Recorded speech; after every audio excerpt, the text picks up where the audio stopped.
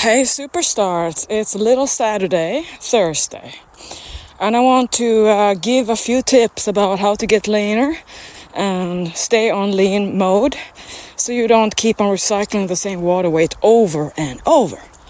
For me, I check in with myself and clients typically on Friday. That's when I check, did I get leaner or am I just staying the same, or did I even fatten up?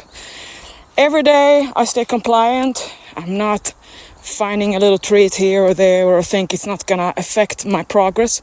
And when it comes Friday, that's when I want to have a refeed to reward my getting leaner. But if I'm not leaner, there is no refeed, treat, cheat, whatever you want to call it, for me. Because if I do that, I'm gonna change the trigger, the stimulus for my body to actually lean out. Many of my clients are, or used to, be frustrated and feeling defeated that you're not getting leaner even though you are so good with your diet. That's because you're not on plan long enough and you're not waiting out until you notice you definitely got leaner. So it's pretty much just the same recycling over and over. Then add a refeed or Christmas or Thanksgiving and suddenly you're just packed on fat again. So for me, every week I check my fattest body part. For me it's abs. I feel overall my body and then I make the call. There is no refeed, and not for my clients either who are actually serious about getting somewhere. It takes time to build up the momentum, and once you have become leaner, there tends to be more of, let's say, you can get away with more calories on refeed or having your treats, as long as you keep on making sure you come back to your baseline leanness and not slowly getting lean, more body fat accumulating. So there is no automatic refeeds. Again, that's something that everyone wants, like you have a right to have a treat. There is none like that, because you gotta set the tone, set the term, and insist on changing the nature, the environment for your body. So that is what I want you to know about why I am my leanest in the most days in a row of Get Lean. Since typically we start on a Monday, or unless it was Saturday, it will be 7 days before I even evaluate for refeed. Before 7 days at all, there's no reason, no way I will have extra to fuel myself. Remember, there's a difference between wanting to lean out and to just fuel your training. There's a lot of people who train all day long and still never get leaner, just fatter, because we don't use as many calories and energy as we want. Number 2 I want to address is the volume of training and activity I keep up in order to be able to eat and not have to count all calories plus get lean. 2 hours of brisk walk daily. Then I weight train 5 to 6 days a week. I do less volume, I do more body parts per time. I have to evaluate each day depending on my body. Right now I'm lucky because I have no pains and aches, and I'm back on my laser routine for my knees and hips because I'm training heavier than ever in volume, and that means I'm preventing pain. So that's how I work it. Instead of waiting until I break down, I do all I can to keep up with my body. So the laser I use rejuvenates and keep on increasing collagen and pushes the body to recover faster. I love it. I completely I'm dedicated to that routine still. And that's another thing. When you ask, am I still doing it? Of course, because I'm using my body every day. Of course, gonna keep on breaking down, tearing up, and so on. So I just know there is no maintaining without keeping up with routines. Not as frequently, but depending on the injuries or pains and aches, I gotta be more intense or reduce the volume of my laser therapy sessions. So right now I do it five times, I can't talk, 5 times a week in those areas I know I am putting pressure on. Third thing, I love my pre-workout that I found that are the toothpicks I've always loved for the cravings satisfaction with different flavors. It's Zero Picks, but these have caffeine in them, but just 50 milligram per piece. So it's great for the teeth. It helps with the oral fixation, and it doesn't upset my stomach like a chewing gum, so it's not a caffeinated chewing gum. I love it. I wish it was my brand. If I came out with that, I would be so happy. So I'm trying to make a bulk purchase for myself so I can last a year with a discount, because I go through kind of a half tube a day. That's how much I love it. So double whammy and all kind of benefits, from teeth to energy to cravings. And then I want you to know that when it comes to training and the way many people, my clients, have this reluctancy to realizing that you're an athlete, you gotta understand that form and training style and execution is not gonna be the same with no weights at all versus your real workload. That when I have my clients check in and send me photos or videos, definitely videos, of squats, deadlifts, pull-ups, pull-downs, chest press, shoulder press, I can immediately see why you're getting aches and pains, or why you're stagnating, and why nothing is helping, why you're not gaining muscle. But the willingness to actually do this, first of all, everyone wants to be a pro. Nobody wants to be checked. So it's like this, everyone has this, oh no, I don't want to be on camera. Yeah, so you don't want to evolve. You don't want to train past what you already gained. Then you're not going to get anywhere. It's tougher than it takes. You really have to want to realize you're going to have all the gains from being humble. And what is your problem, right? Like, what is your stress? That you feel that you're not good enough? Well, that has to do with your self-love and your self-acceptance.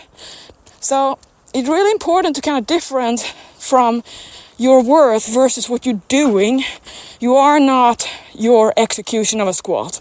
You are you. So if you can't take the constructive criticism and you don't want biofeedback, you want to run away, it's the same thing as not wanting to take progress photos. If you don't want to take progress photos, it's not because you feel embarrassed on camera, it's because you are not really committing to your goals. Doesn't matter how much you turn and twist it. Everyone loves to see progress and seeing how you're getting leaner and more muscular over time, if you're actually doing it. But of course, you don't really want to face the truth that you have just been slacking, and that means you're not seeing any results. You might even get fatter in the pictures. There's also the tendency to forget that you're not gonna see progress from one week to another unless you are in bodybuilding competition shape. So to go in and kind of look to make your friends happier, I see a little bit here and there. That's just different of a light, different of the pose, different set of the photo. So all those things means it's like fluctuation, like a weather report. That is not what you're basing it on. You're not basing on the look of if you're doing work or not. You are just doing this to have accountability, to have basic structured change over time. There is nobody who expects that you're going to see. And here's the thing, again, I've said this so many times. You want to look at the results in photos to see if you're doing well or not. But I'm saying that it doesn't matter because you are working on day-by-day compliance. What are you doing? Your actions, your habits. It's not the photo look where you're gonna see, am I progressing? It's in the daily doing. How are you eating? How are you measuring up? Are you checking? Right? So all these things is why it's important to think about your goals. Think about what are you doing with your fitness life, and stop feeling defeated about your stubborn body fat, or that you're not getting anywhere, or that you're stuck in a fat loss plateau. Because you're not. You're just not consistent enough. And you're still stuck in diet project mode or yo-yo cycling. When you let go of that and kind of just enjoy the daily, how you eat and train and the feeling, time flies. And then you're going to want to have the photos. For VIP coaching, reach out to me or join my online fitness oasis as a train.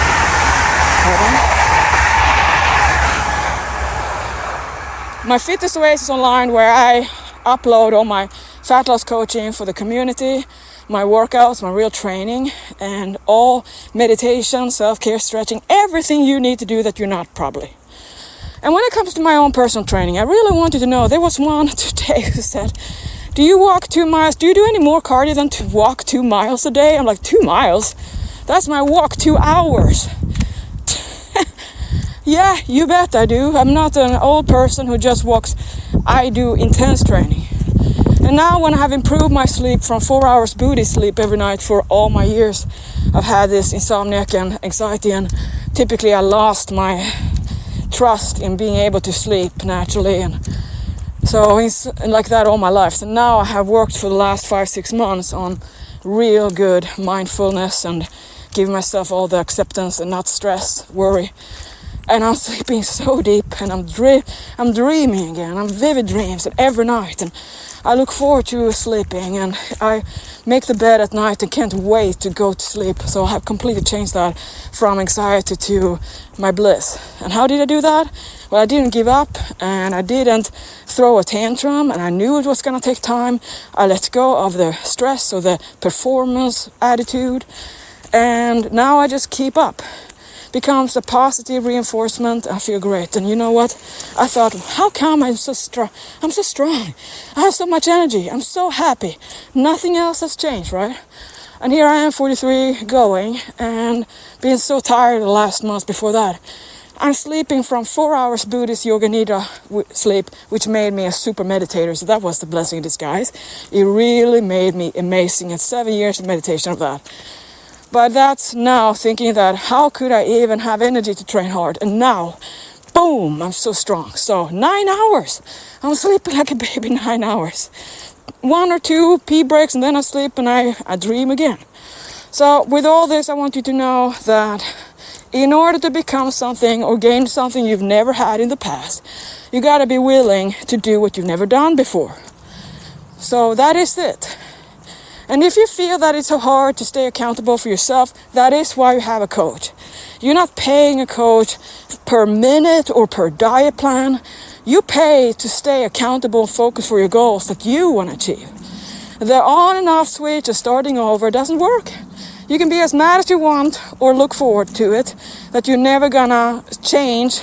The more you actually allow yourself to repeat the same behavior, dieting for some time and then sabotaging, coming back knowing you're going to do it again, the more that is what you become. If you don't believe me, look back on your track record. When was the last time you actually got to where you said you wanted? Probably not for, years. Because you become more and more the repetition of what you do. So it's not about only that you feel self-defeated. You are working against you by keeping on reinforcing the negative self-destructive behavior. So there's a time where you have to realize that it's going to help you to have someone else stay on plan with you, to stay accountable. And that's why my coaching with clients who sign in and work with me on form check and nutritional evaluation weekly do get results that you don't when you're alone. There is just too much of you justifying and going back when you're alone. You don't really have to have someone who's going to be meeting you, so you can slack. So that is the power of coaching. And you should know that there is a reason why people who compete, for instance, have a coach. I didn't. I was my own coach. But most people do, because that is how you have someone else make the decisions and you follow. And most people are followers, not leaders. If you don't lead yourself, then you gotta have someone else who knows the walk. Thank you so much for listening, and thank you for spreading the word about Fight Right and my coaching.